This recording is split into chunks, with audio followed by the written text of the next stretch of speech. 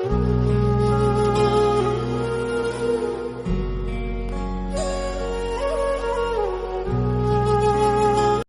को गोद में लेकर बहुओं के प्रेम की बात तो कर ही रहे थे, उसके साथ साथ जनक जी की प्रशंसा कर रहे थे। और जनक की प्रशंसा सुनकर के माँ सीता को आनंद आया, खुशी हुई कि मेरे बाप की, मेरे पिता की प्रशंसा की जा रही है। वो बेटी जो आपके घर में बहू बनकर के आई है, सिर्फ उसको ही नहीं, उसके परिवार को भी प्यार दीजिए, उसके परिवार को भी प्यार प्रदान कीजिए। फिर आप देखिए कि आप भी अपनी बहू की नजरों में सम्माननीय बन जाएंगे। हो सके तो जीवन में अगर रामायण की इन आदर्शों को हम समझ पाए, इन आदर्शों से शिक्षा ले पाए, तो हमारा जीवन प्रेममयी बन जाए, मधुमयी बन जाए, सेवामयी बन जाए।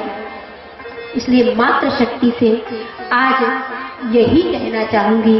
आज थोड़ी सी चर्चा चली तो सिर्फ इतना ही कहूंगी, हाथ जोड़कर सिर्फ इतना ही निवेदन करूंगी कि इस भारत भूमि पर, इस धरा ने, इन शास्त्रों ने स्त्री के जो अनेक रूप गाए हैं, जो प्रणम्य है, वंदनीय है, वो अन्नपूर्णा, सावित्री, सीता, द्रौपदी के रूप में, अर्थात दया, करुणा, प्रेम, इन सब के रूप में जो उसको गाया है, उनको आप अपने व्यक्तित्व से अपने जीवन में परिलक्षित अवश्य करना।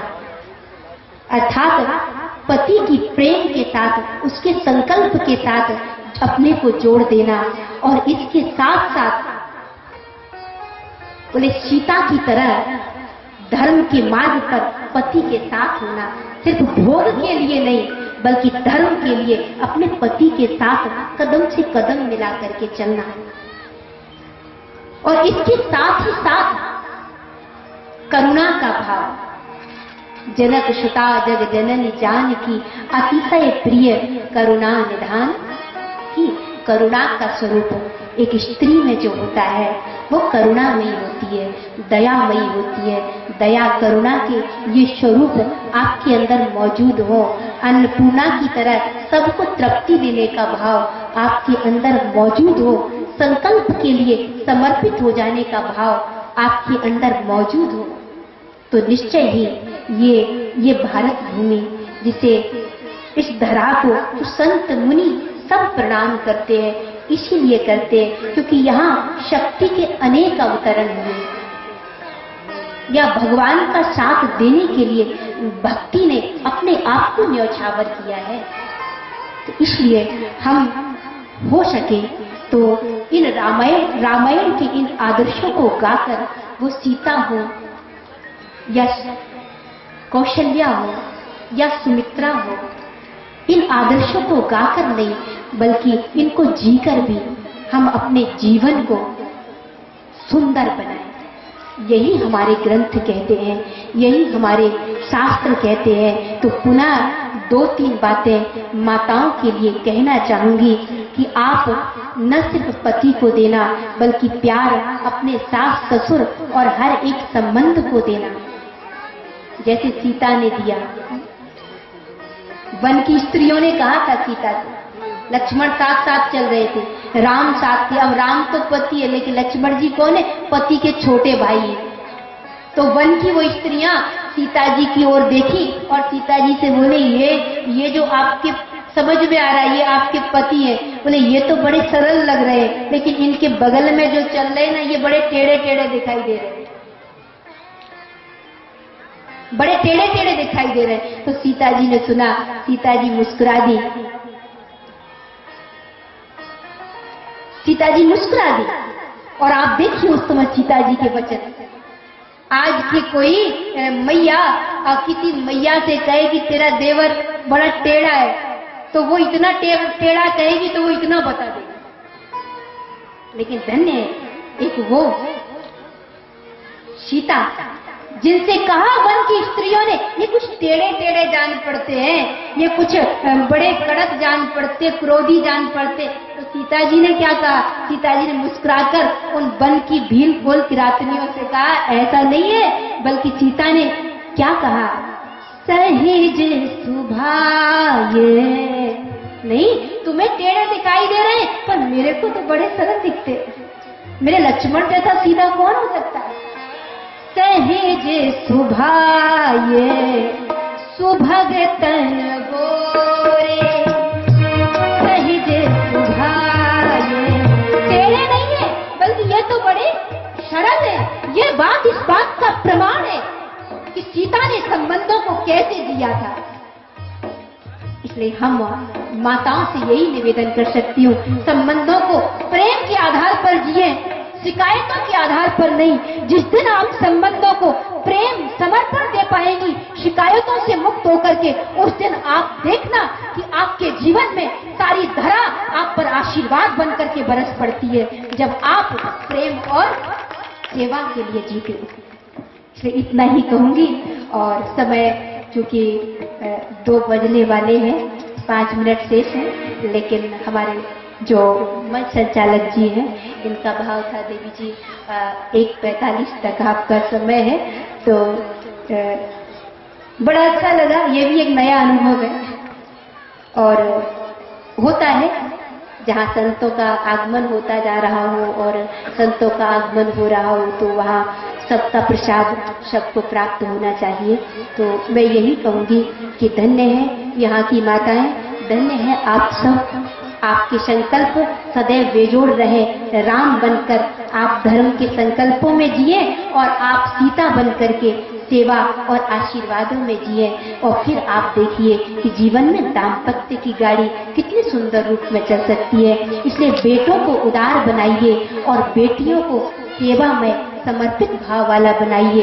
फिर आप देखिए दुनिया को शिकायतें नहीं मिलेंगी, बल्कि हर एक बेटे से और हर एक बेटी से इस राष्ट्र को सेवा मिलेगी, सत्य मिलेगा और संस्कार मिलेंगे। इतना ही कहूंगी। आए 2 बार गुनगुनाते हुए, हमारे साथ है रघुनाथ, हमें किस बात की चिंता। हमारे साथ है रघुनाथ, हमें किस बात की चिंता। हमारे साथ है रघुनाथ, हमें किस बात की चिंता। हमारे साथ है रघुनाथ, हमें किस बात की चिंता। चरण में रख दिया जब मात, तो किस बात की चिंता। चरणों में रख दिया रघुनाथ, हमें किस बात की चिंता। हमारे साथ है रघुनाथ, तो किस बात की चिंता। हमारे साथ है रघुनाथ, हमें किस बात की चिंता। चरण में रख दिया जब मात, तो किस बात की चिंता। चरणों में रख दिया अब मात, हमें किस बात की चिंता। हमारे साथ है रघुनाथ, हमें किस बात की चिंता।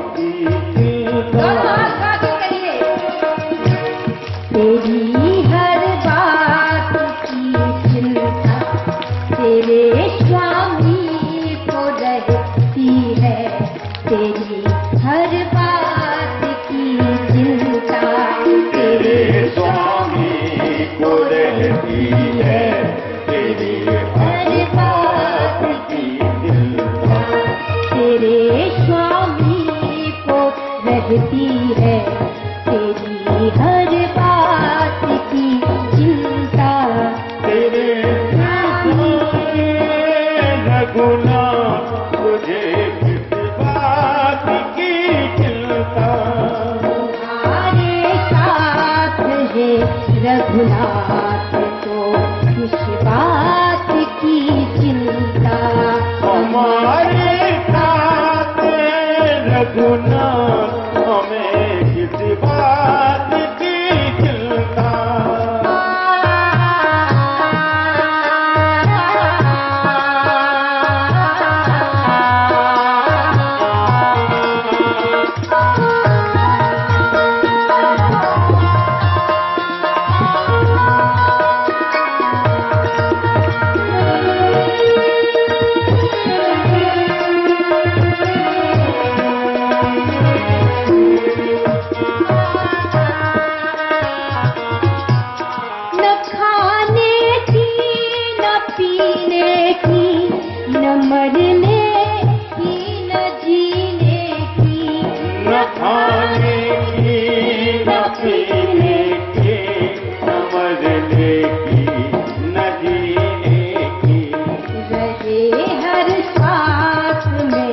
भगवान के प्रिय नाम की चिंता रहे हर सांस में। भगवान के प्रिय नाम की चिंता। न खाने की न पीने की न मरने की न जीने की रहे हर सांस में उनके बस प्रिय नाम की चिंता। हमारे साथ है रघुनाथ किस बात की चिंता। हमारे साथ है रघुनाथ तुम्हें किस बात की चिंता। हाथ उठाने में शर्म करेंगे, ठाकुर उनकी चिंता नहीं करेगा, याद रखिएगा। जब दोनों हाथ उठाइए। तुम्हारे साथ है रघुनाथ हमें किस बात की चिंता। हमारे साथ है रघुनाथ तुम्हें किस बात की चिंता। वो रहे हर स्वार्थ के ही साथ उस प्रिय नाम की चिंता। रहे हर स्वार्थ के ही साथ उस प्रिय नाम की चिंता। हमारे कभी आवाज नहीं आई, जरा जोर से हम कहेंगे हमारे साथ है रघुनाथ। आप कहेंगे हमें किस बात की चिंता।